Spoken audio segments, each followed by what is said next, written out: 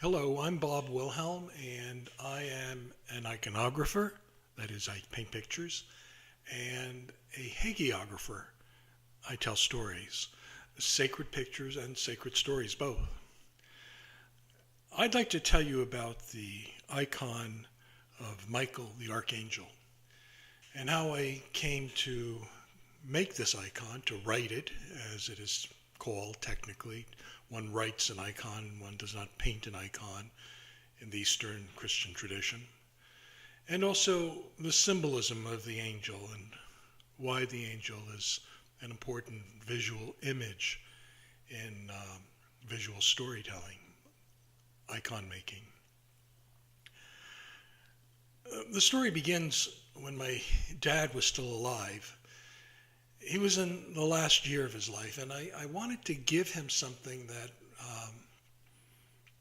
was meaningful.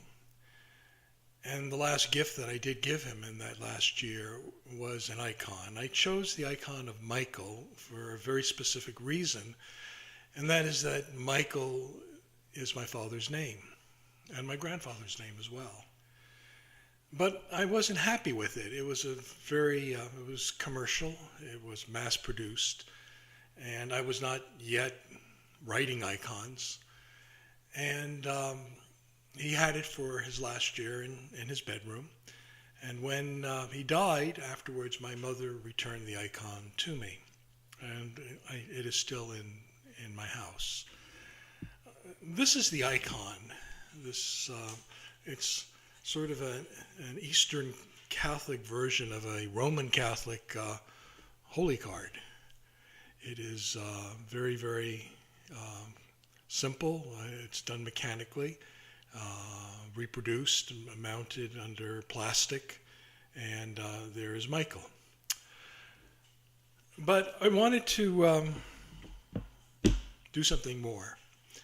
And it was after my dad's death that I took my first class from Peter Pearson in iconography here in Maryland. And I made another icon, which I'll show you later on. But the following icon, which I made on my own, choosing the subject matter and everything, was that of Michael. I had to make a decision, and the decision was, how was I going to do this, and what style was I going to make it in, and this is what I did.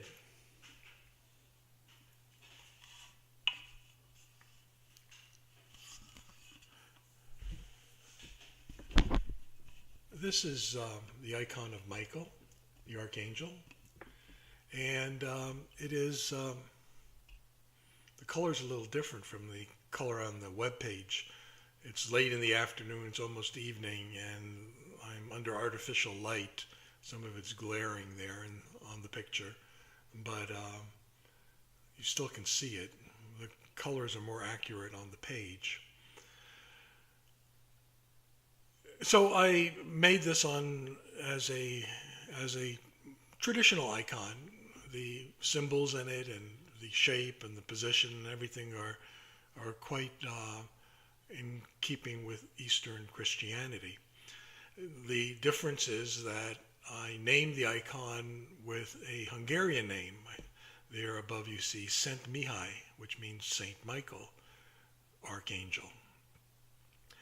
And I chose to do it in a rustic style, broad strokes, kind of a rough edge to it, the kind of icon that you would see in a village church, perhaps in Hungary or Bulgaria or Romania.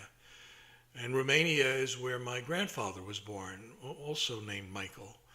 And so I thought that perhaps was the best way to do this picture. And so I painted the picture, and I'm really much happier with it than I was with the commercial picture.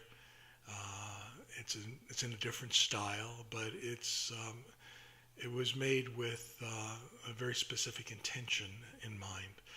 So I found that when I was doing the icon, I constantly dwelled on the figure of Michael, the Archangel, and my father and my grandfather. And I think that's what icons are about, the names that they have, the images that they portray lead one into meditation. And it doesn't make any difference if you are the icon writer, the iconographer, who might spend days or weeks or months slowly or more quickly painting the icon and meditating upon it, or you are the viewer, the person who comes to a private chapel, to a holy place in their house, to a church, and perhaps lights a candle and meditates, gazes on the picture, and prays in whatever way that they choose. And that way is also a journey into the mystery of the icon, the mystery of the persons portrayed in it, and the mystery of the person viewing it, that is you and me. So here is the icon of Saint Michael, Saint Mihai, and let me talk a little bit about how I did choose to do this. I've already mentioned that it was done in a kind of a folk art way from Eastern Europe. I did not do what would have been done if it were a very fine icon done traditionally for a wealthy monastery or church, which of course would have meant that there would be gold leaf for the halo around the Archangel, or indeed sometimes gold leaf for the entire background, or golden frame around the entire icon. Again, I want this to be simple because Michael is archetypally a powerful natural and supernatural figure coming out of nature. Something raw about Michael, not he's a warrior. And in Celtic tradition, the most remote points of the land, jutting out into the sea, where storms raged and where there was danger for fishermen, these places were protected by Michael, the Archangel. Skellig Michael off the coast of Kerry in Ireland is one of those places. There are many. So the angelic power is present in the icon, and in Eastern churches the angels are portrayed on the doors of the ikonostasis, the doors that separate the sanctuary from the main part of the church, and the doors through which the priest and the deacons constantly pass through in and out in various times of the sacred liturgy.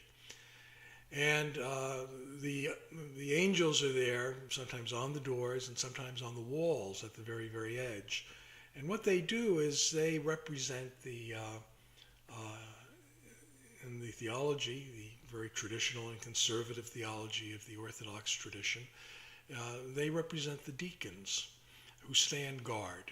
And in the Eastern churches, as opposed to the Western churches, deacons have almost a strictly liturgical function. They are, in a way, the link between the clergy and the laity, and a very important link. They therefore are messengers, and messengers as the angels are. And in the liturgical hymns of the Eastern Church, in the great liturgical mystery, the Mass, the sacred liturgy, there is a hymn that refers to the cherubim and seraphim, the highest choirs of the angels. A little story about this. In the 15th century, when the great city of Constantinople fell to the Turks, there's a folkloric tradition, and the folkloric tradition was that in the Basilica, the great church of Constantinople, Hagia Sophia, Holy Wisdom, that the liturgy was interrupted by the invading Islamic soldiers.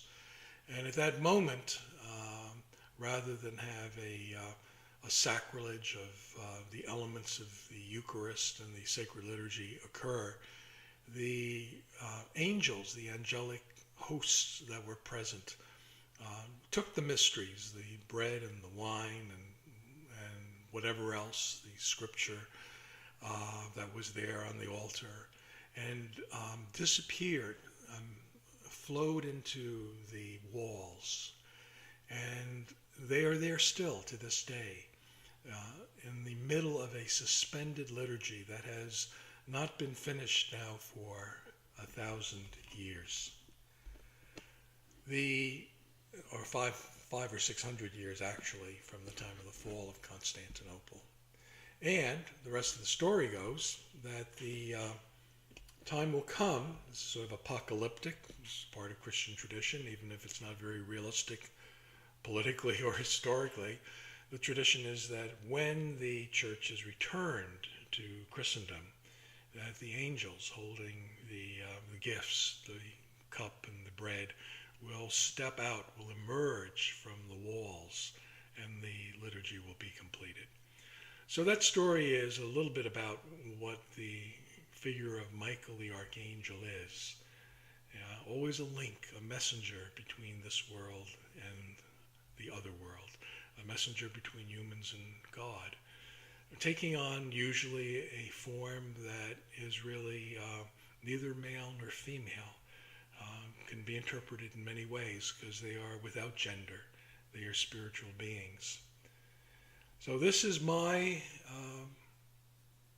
icon, painted in memory of my dad, of Saint Michael, the Archangel. I'm Bob Wilhelm. I'm an iconographer and a storyteller.